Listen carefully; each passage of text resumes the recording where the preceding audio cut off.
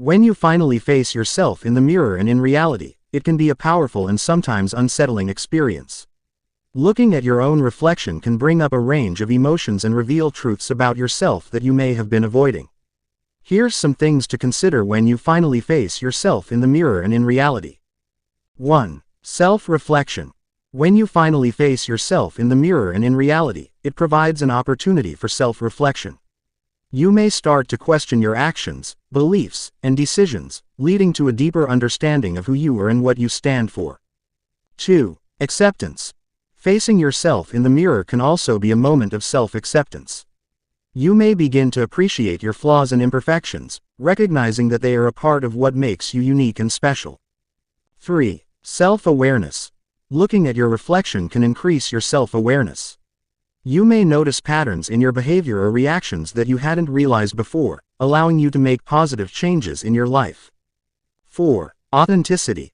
When you finally face yourself in the mirror, it can be a call to authenticity. You may feel compelled to be true to yourself and honor your values and beliefs, even if it means facing difficult truths or making challenging decisions. 5. Strengths and weaknesses. Seeing yourself in the mirror can help you identify your strengths and weaknesses. By acknowledging both, you can work towards leveraging your strengths and improving upon your weaknesses. 6. Empathy. Facing yourself in the mirror can also cultivate empathy towards yourself and others.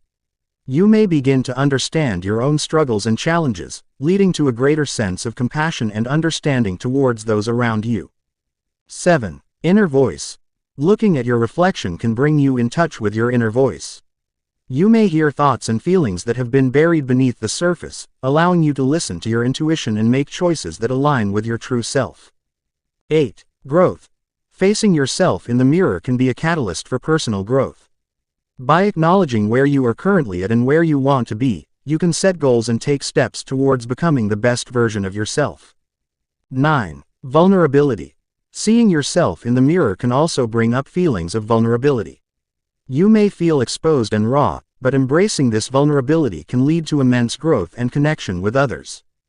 10. Self-love.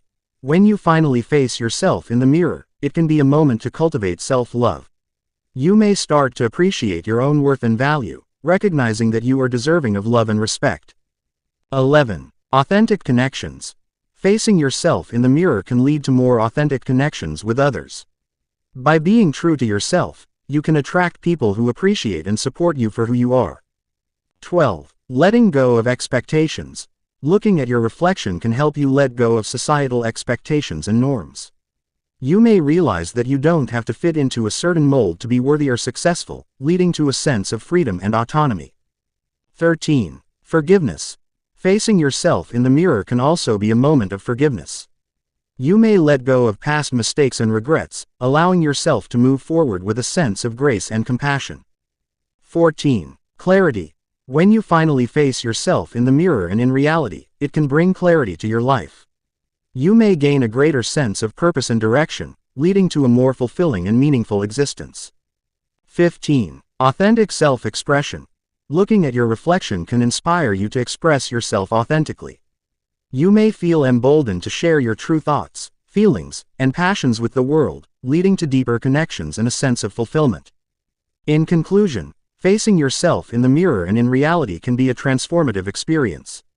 By embracing who you are, acknowledging your strengths and weaknesses, and cultivating self-love and authenticity, you can live a more fulfilling and meaningful life.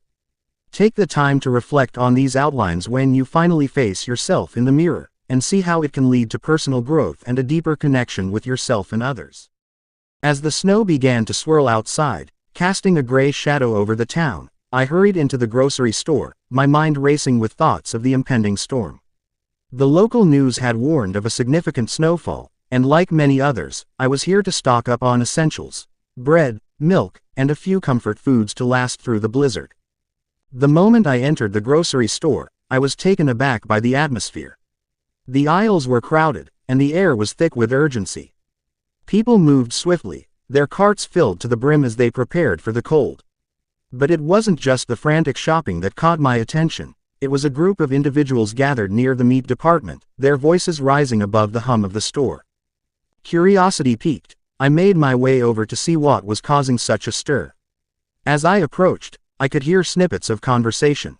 A middle-aged man, his face flushed with fervor, stood at the center of the group, gesturing passionately as he spoke. He was proclaiming a message that sent ripples of discomfort through the crowd. Jesus warned us over 2,000 years ago, he declared, his voice booming. And yet look at you all. You're rushing to fill your carts with food, but where is your urgency to seek him?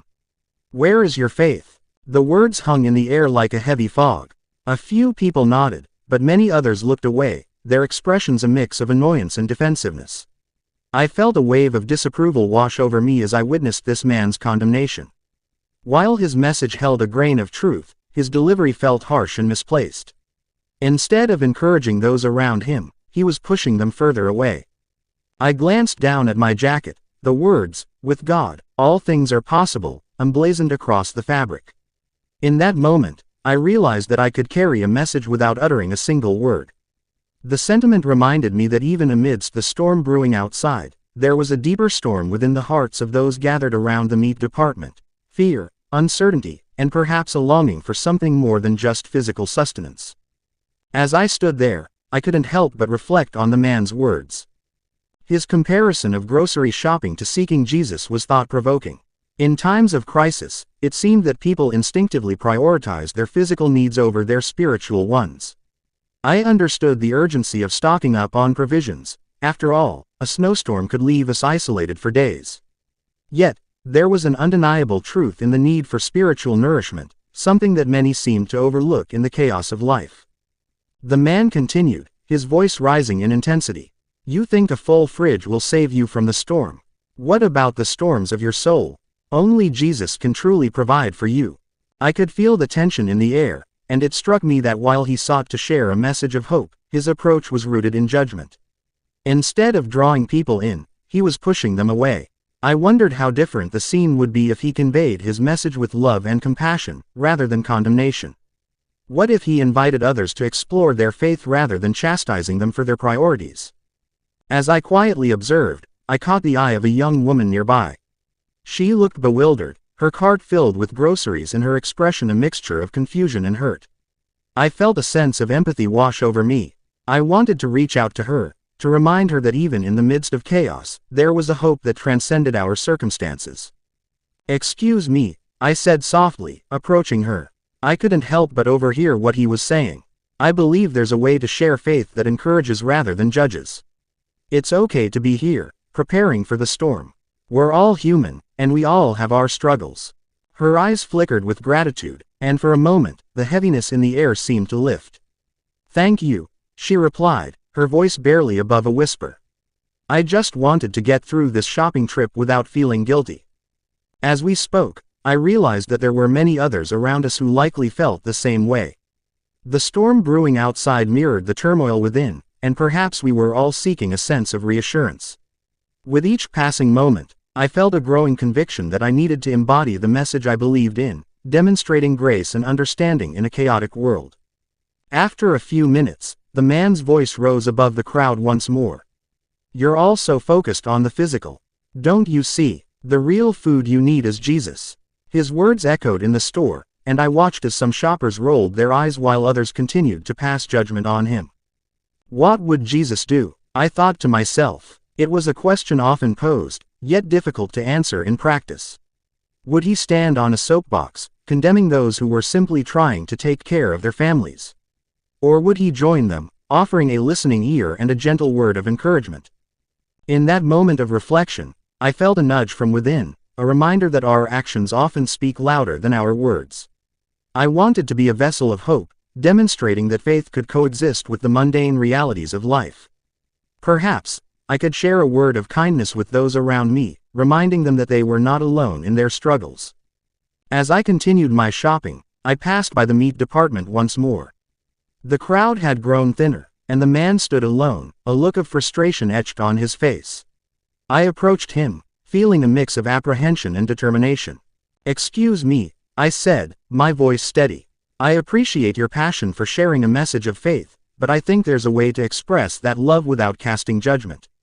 People are here, trying to prepare for a storm, and that doesn't diminish their need for God.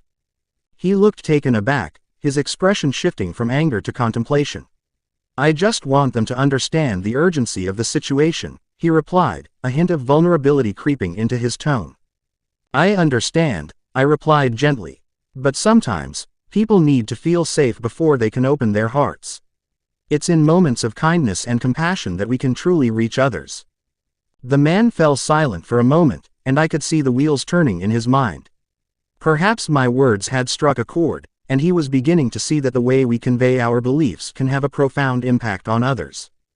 As I finished my shopping and made my way to the checkout line, I couldn't shake the weight of the encounter. It had stirred something deep within me, a reminder of the importance of humility and grace in our interactions with others. I had witnessed the power of words and actions, both in their ability to uplift and to wound. While the man's message held truth, it also underscored the need for love in sharing faith. In a world rife with uncertainties, we must strive to embody the very essence of the gospel: compassion, understanding, and the gentle nudge of hope. In the days that followed, as the snow piled high outside my window, I found myself reflecting on that day in the grocery store. The storm had come and gone, but the lessons I learned remained etched in my heart. I was reminded of the importance of prioritizing my own relationship with God, recognizing that even in the mundane moments of life, there was an opportunity to share His love with others. The encounter had served as a catalyst for change within me. I began to approach my daily life with a renewed sense of purpose, seeking opportunities to convey kindness and understanding. Whether it was through a smile at a neighbor or a helping hand to a stranger, I realized that even the smallest gestures could reflect the light of Christ in a world that often felt dark. As winter gave way to spring, I continued to carry the message on my jacket as a reminder of the possibilities that come with faith. I realized that storms may come and go, but the hope we find in God is a constant source of strength. And so, I made it my mission to share that hope, quietly, gently, and with a heart full of grace. In doing so, I found that my own faith deepened, and my perspective on life transformed. The storms of life would always be present, but I held on to the belief that with God, all things are truly possible. As Brother Boone cruised the city in the ice-cold morning, the streets illuminated by a cacophony of lights, all he could hear was the voice echoing in his head, "It's getting hard for me to ignore the spiritual part of me that wants to hear Christ and not just lyrical artistry." The city pulsed around him, alive with the rhythms of hip-hop beats and the whispers of street preachers, each vying for his attention in a world that felt increasingly fragmented. Brother Boone had spent years navigating the duality of his existence, a man of faith in a world that often seemed to mock it. As a mentor in the community, he was expected to embody the teachings of Christ, yet every day felt like a struggle against the tide of temptation and doubt. The allure of the vibrant nightlife, the seductive lyrics of the latest rap tracks, and the stories of his friends who found solace in the streets instead of the pews constantly tugged at his spirit. This morning, the chill in the air was sharper, and with it came a reflection on his own journey. Boone turned the volume down on the radio, letting the beats fade into the background. He could feel the weight of expectations pressing against him, the expectations of his congregation, of his family, and most importantly, of himself. He was supposed to be the beacon of hope, a guiding light for those lost in the darkness, but he found himself grappling with an internal battle that felt all too familiar. He drove through the heart of the city, past the bars and clubs where laughter mingled with the sound of clinking glasses. The streets were filled with people, some seeking joy, others fleeing pain. He saw a group of young men huddled together, their laughter ringing out like a siren's call. Boone felt a pang of longing.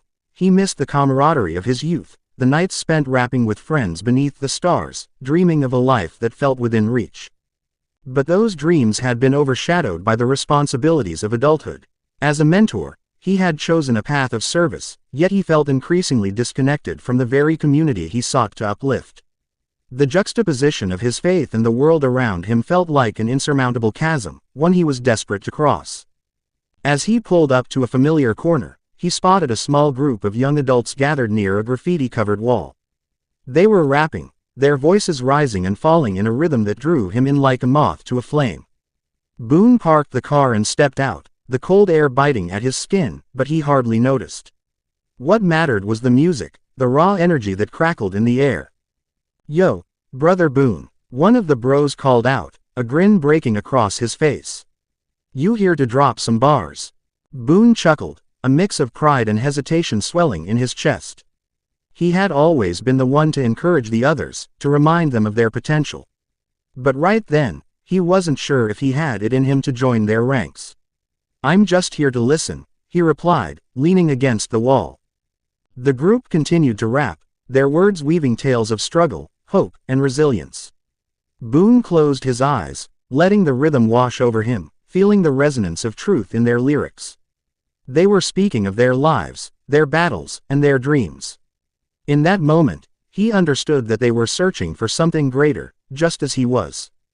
One of the bros, a gifted lyricist named Malik, caught Boone's eye. He had a spark in his eyes that reminded Boone of his own younger self. Malik's verses were filled with longing, an expression of the spiritual void that many of them felt. We're just trying to find our way, man, he said, his voice raw with emotion. Sometimes it feels like we're lost in this world, you know. Like we're just chasing shadows. Boone's heart ached at Malik's words. He knew that feeling all too well. I get that, he said softly, stepping closer.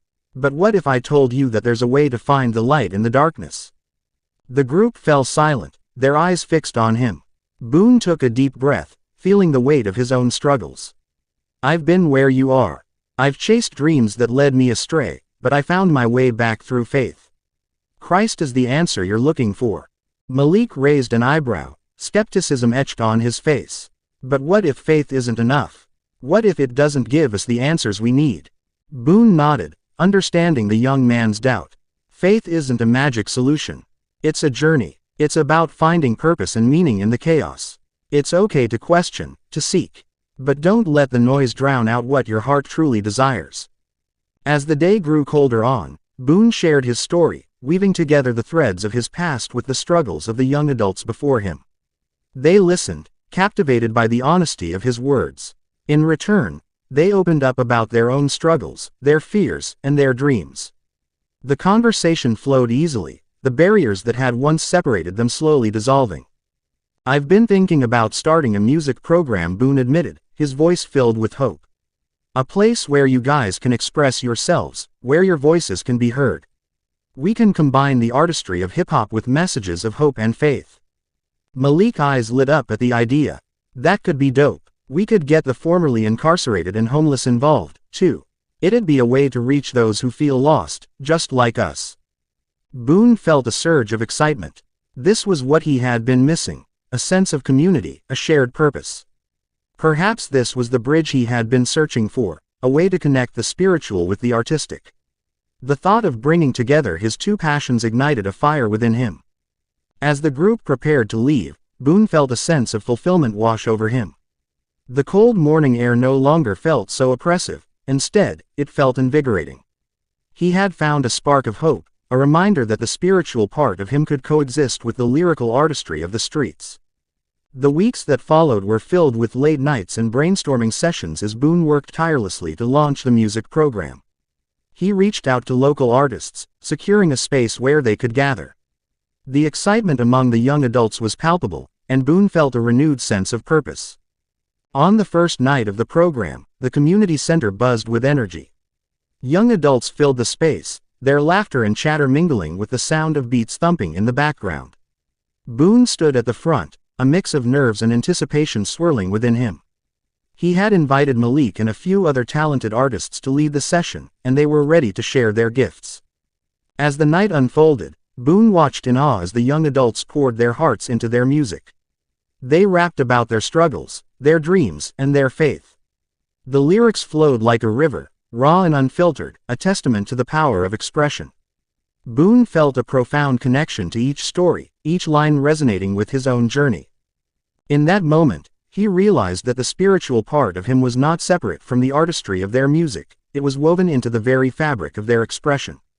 The beats and the lyrics became a conduit for something greater, a shared experience of struggle, hope, and love. As the program grew, so did Boone's understanding of his own faith. He began to see Christ not just as a figure in a book, but as a living presence in the lives of those around him. The young adults he worked with were teaching him as much as he was teaching them, and he felt grateful for the lessons they shared. One night, As the program came to a close, Malik approached Boone with a thoughtful expression. "You know, man, you've changed the way I see things. It's like you opened a door I didn't even know was there." Boone smiled, feeling a warmth spread through him. "You all have opened my eyes, too. This journey is about all of us. We're in this together." As the weeks turned into months, the music program flourished, becoming a safe haven for young adults seeking solace in their creativity. Boone found himself embracing his role not just as a mentor, a friend, and a fellow traveler on the path of faith and artistry. One evening, as he drove home through the familiar streets of the city, he reflected on the transformation that had taken place, not just in the lives of the young adults he had worked with, but in his own heart as well. The voice that had once echoed in his mind began to fade, replaced by a new understanding.